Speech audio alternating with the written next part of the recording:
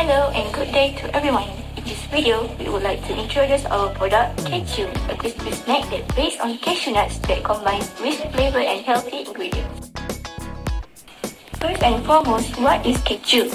Cachew is a crispy and savory snack produced from a special blend of tapioca flour, corn flour, and cashew nuts that satisfy both traditional and modern tastes. Cachew is shaped into crispy chips and lightly seasoned with turmeric, margarine, and salt. It has a natural nutty flavor, a golden hue, and a delightful crunch in every bite. The raw material used was selected based on their quality and usefulness. Tapioca flour add a crisp texture, corn flour add lightness, and cashew nuts give not only flavor but also nutritional value, including healthy fats and plant-based protein. Margarine offers a subtle richness, while turmeric provides a warm color and mild earthy aroma. Cashew novelty is its ability to be enjoyable for non-nut enthusiasts by transforming cashew into a crispy savory snack that everyone can enjoy. Furthermore, cashew is gluten-free, making it an ideal alternative for individuals who want delectable snack without gluten while still getting all the benefit of cashew. With its traditional crazy fruit shape and delicious nutty flavor, Cachew shows a modern snack innovation delivering both deliciousness and uniqueness in one pack. Now, let's talk about what makes Cachew truly special. Its novelty. These crackers are completely gluten-free, so anyone with gluten allergies or sensitivities can enjoy them without worry. But what really makes Cachew stand out is that it is designated for people who don't usually like nuts. We've created a crunchy, savory snack where the cashew flavor is perfectly balanced, making it tasty and enjoyable even if nuts are not your favorite. Now, we move on to the novelty of the shape. We use the traditional crazy fruit design, which is very rare in commercial snack products nowadays. This shape is special because it gives a crunchy texture and nostalgic look, but it is not commonly used since it usually requires hand-molded tools and more effort to produce. By using this shape, we bring back a traditional touch in a modern snack. For the flavor, we use cashew nuts as the main ingredient. Most crazy fruit are flavored with curry powder and spices, giving them a spicy taste. Instead, our version offers a rich and nutty flavor from real cashew nuts, which makes the snack taste creamy, slightly sweet, and more premium. Cashew is also known as a high-quality ingredient that is popular among health-conscious consumers. This gives our product a modern twist while still keeping the traditional style. For the ingredients, we will need cashew nuts for 100 gram, corn flour and tapioca flour for 70 gram, water 30 gram, BBQ flavor for 8 gram, margarine for 7 gram, salt, turmeric powder and black pepper we need 1.5 gram. Step to make the cashew snack. First, step 1, gather and weigh all raw materials accordingly. Step 2, we need to roast the cashew nuts in a low-medium heat about 8 minutes until it releases an aroma to enhance the mild browning and flavor. And then we need to grind the roasted cashew in the blender until it becomes powdery to make it easier to bind in the mixture. Then we have to sieve the cashew powder with a fine mesh sieve to ensure particle uniformity. And then step 3, we mix the dry ingredients using stainless steel mixing bowl to get a consistent texture in place. We need to add margarine to improve the flakiness and mouthfeel after frying, which will enhance the crispiness. For step 4, we need to add water 30 gram gradually while manually kneading about 4 minutes to allow the starch granules to swell partially without over-softening the dough. And step 5, we need to use a rolling pin to flatten the dough to 3 mm thickness on a flat surface.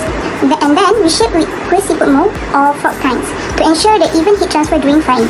For step 6, we need to use deep fry wok and measure the temperature of oil using cooking thermometer about 160 until 170 Celsius about 3 minutes or until it becomes a golden brown. Avoid burnt flavors. For step 7, we need to drain on absorbent paper to prevent the moisture condensation. Once the product are fully cooled, we need to store in a sealed plastic packaging for first packaging and then in a ziplock for secondary packaging to control moisture and to prolong the shelf life. Next, let's talk about one of the most important parts of our product, the ingredient and costing. So here you can see the full breakdown of all the raw materials we use, from cashew nuts to barbecue flavoring. Everything is clearly listed with the quantity and the price. We try our best to balance quality and cost, so the total raw material cost came up to 45 ringgit and 64 cents. We also kept water cost negligible since it was only used in a small amount. This helped keep our costing transparent and simple. Next, let's move on to the packaging. We use two main items here. aluminium ziplock bag, and plastic wraps. Both are essential to keep our product fresh and safe during handling. The total cost for packaging came up to RM10.24, which we believe is quite reasonable for 50 ziplocs and 100 plastic wraps. Again, quality and presentation are important to us, so we make sure the packaging looks good while staying cost efficient. Moving on, here comes the part everyone usually wants to know, the cost per unit and how much profit we're actually making. We're selling each bag at RM6, so if we manage to sell 22 packets, our total sales will be RM132. After subtracting all the costs, ingredients and packaging, our net profit is around RM115.08. That gives us a net profit per bag of RM5.23. This means our profit margin is 82.2%, which shows that the product is quite profitable. Of course, we hope to increase our scale in the future to bring the cost down even more while maintaining the same quality.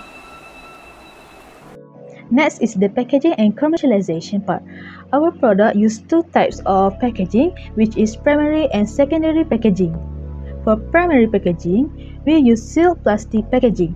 This packaging directly encloses the product to protect it from contamination and exposure to air. Then, for secondary packaging, we use an aluminium ziplock stand pouch. It provides extra protection from light, moisture, oxygen and odors. It also helps prevent damage to the primary packaging and can be resealed after opening, so it's convenient for consumers. On the packaging label, we include all the necessary information. At the front of the packaging label, we have included some information such as the product's name and flavor and energy content. We also add some important elements such as halal logos and Nestle logo, as well as some illustrations to give consumers a visual idea of what our product looks like. As for the back of the packaging label, we include information such as the nutrition facts, ingredient list, allergen information, net weight, manufacture and expiry date, storage method, our brand name and logo. We also add important elements such as made in Malaysia, barcode and manufacturer's contact details. That's all for the packaging and commercialization of our product. Moving on, this slide presents the results of a sensory evaluation conducted on two different product formulations. Sensory testing is used to measure how much a product is liked based on human senses like taste, texture, color, and mouthfeel, which helps in improving product quality based on consumer preferences. In this study, we used the hedonic scales with two samples, and the results were analyzed using the PERT test to determine if there's any significant difference in preference between the two formulations. A total of 19 panelists were involved in this sensory test, and each of them evaluated both samples. Now, if we look at the pie chart on the right, it shows the percentage of panelists who preferred each formulation. 39.9% of panelists prefer formulation 1, made using wet flour.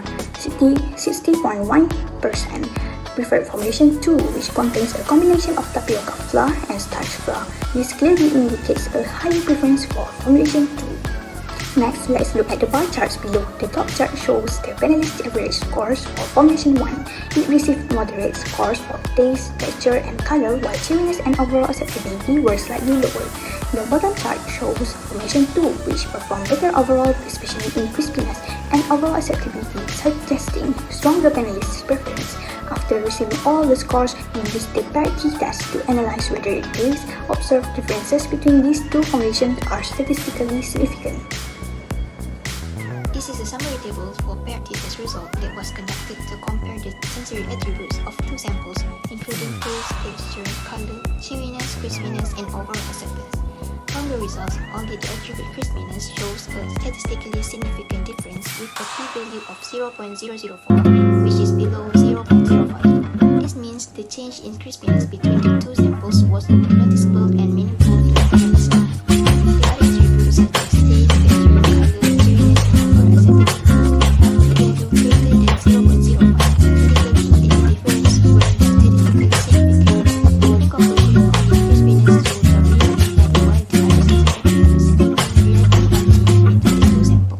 Next, the sensory evaluations give some implications of the finding.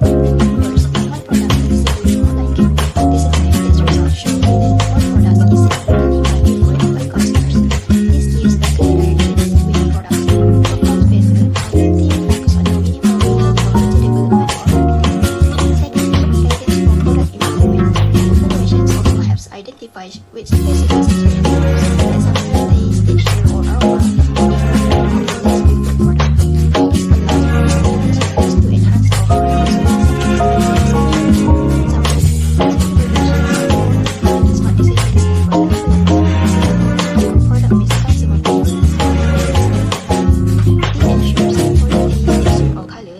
customers' expectations, which can lead to better success in the market.